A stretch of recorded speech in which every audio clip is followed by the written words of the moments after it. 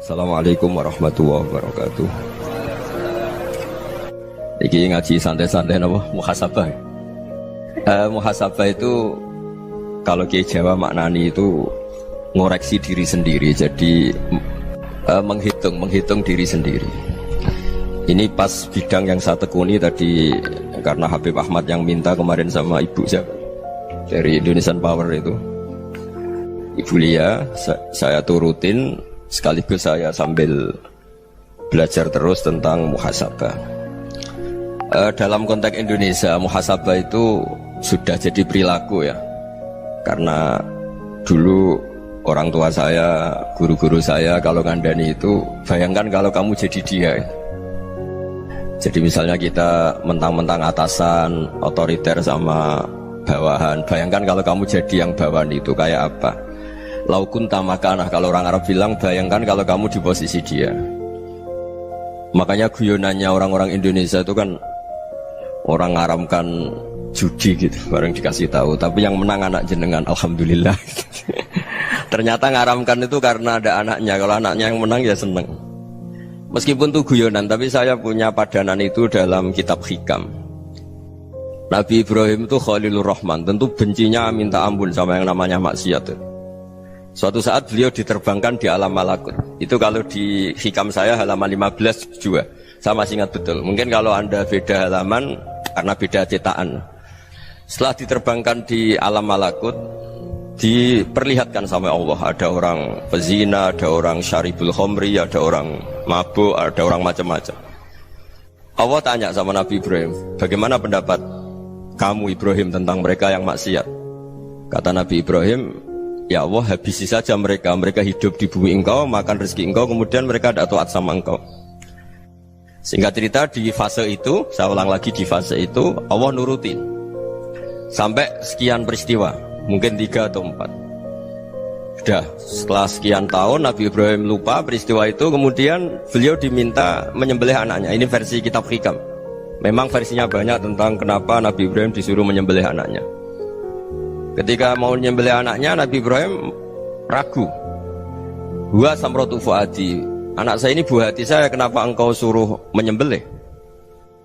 Terus kata Allah, apa kamu tidak ingat ketika kamu saya angkat di alam malakut, kemudian kamu usul bunuh-bunuh, saya tidak mempertimbangkan usul Anda, tapi kenapa sekarang saya merintahkan kamu mikir gitu?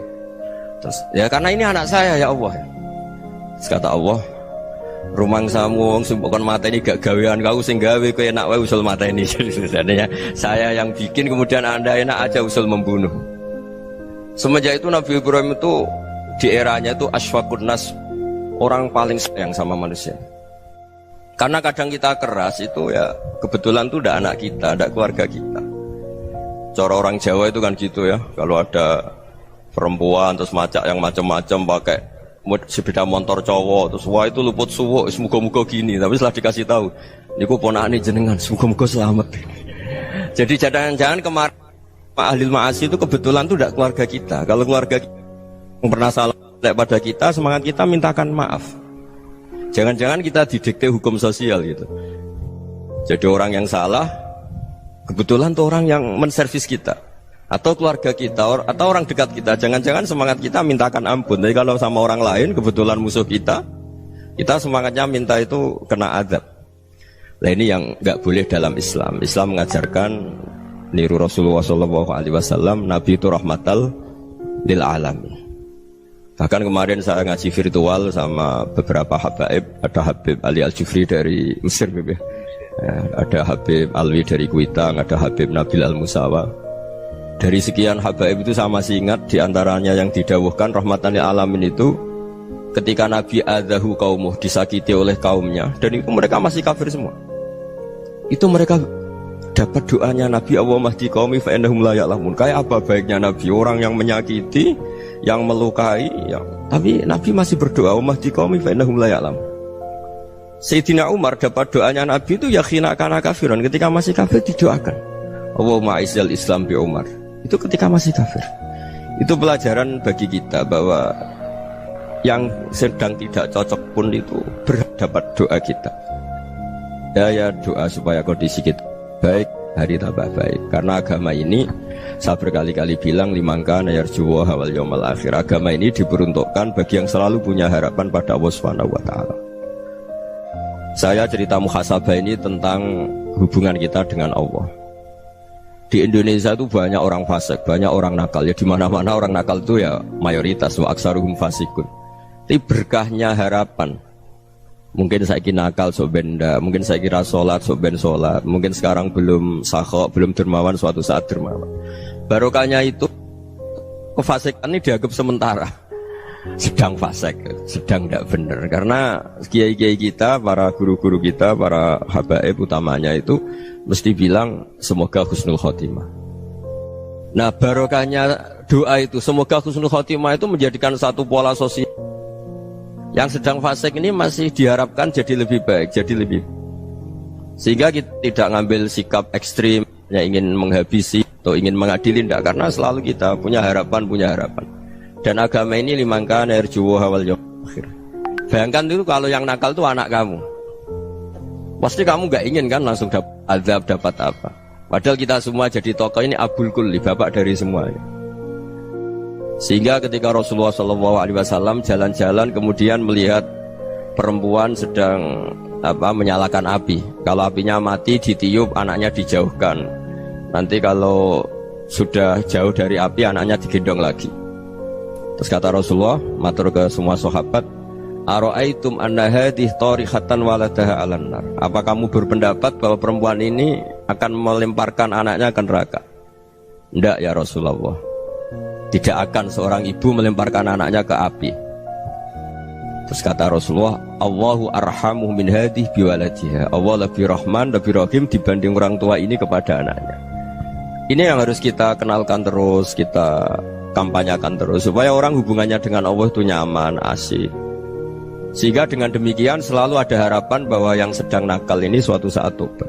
Kita tidak boleh menghukumi pasti begini, pasti gini, itu tidak wilayah kita.